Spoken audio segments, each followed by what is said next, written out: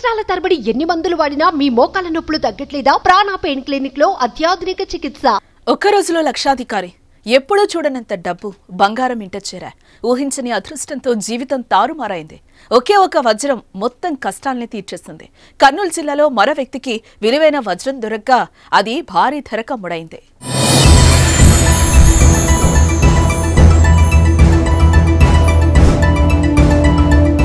వర్షాకాలం వచ్చిందంటే చాలు కర్నూలు, అనంతపురం జిల్లాలో వజ్రాల సందడి మొదలవుతోంది. స్థానికులతో పాటు సుదూర ప్రాంతాల నుంచి జనాలొచ్చి వజ్రాల కోసం అన్వేషిస్తారు. కర్నూలు జిల్లా తుగ్గలి, మద్దికెర మండలాల్లోని తుగ్గలి, జొన్నగిరి, పెరవల్లి, పగిడిరాయి, కొత్తపల్లి, మద్దికెర, అగ్రహారం, హంప, ఎడవలి గ్రామాల్లో ఎక్కువగా వెతుకులాట ప్రారంభిస్తారు. ఈ ఏడాది కూడా మే నెల నుంచే వజ్రాల కోసం వేట మొదలైంది. వర్షాలు పడగానే రైతులు, కూలీలు వజ్రాల కోసం గాలింపు మొదలుపెట్టారు. ఈ అన్వేషణలో ఇప్పటి వరకు 41 వజ్రాలు దొరికాయి. వారంతా లక్షాధికారులుగా మారిపోయారు. తాజాగా ఈ సీజన్లో 42వ వజ్రం కూడా దొరికింది.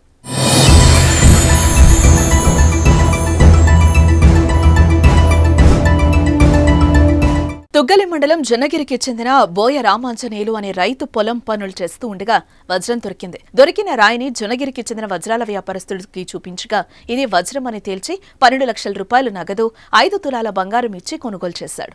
దీంతో అతడి ఆనందానికి అవధులు లేకుండా పోయాయి. రామాంజనేయులు అతని సోదరుడు శేఖర్తో కలిసి తనకున్న 2 ఎకరాల పొలంలో పనులు చేసుకుంటూ జీవనం సాగిస్తున్నారు. పొలంలో పనులు లేనప్పుడు డ్రైవర్లుగా పనిచేసేవారు. అలాంటి రామాంజనేయులకు ఒకే వజ్రం దొరికి 12 లక్షలతో పాటు బంగారం కూడా ఇంటికి రావడంతో ఆనందంతో ఉబ్బితబ్బిబ్బైపోతున్నారు.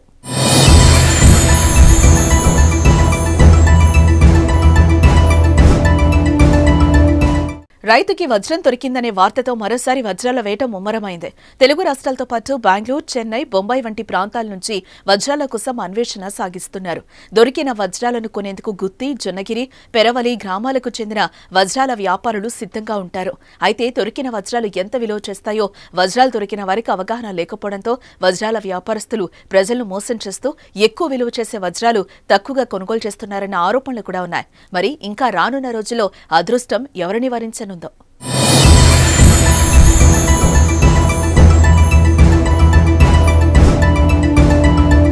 మేము వజ్రాల వేట కోసం వచ్చినాం. వజ్రాలు ఎలా దొరుకుతాయంటే మేము చదువుకున్న కొన్ని పుస్తకాల్లోనూ, కొన్ని యూట్యూబ్ ఛానల్లోనూ అన్ని చూసి విన్నాము.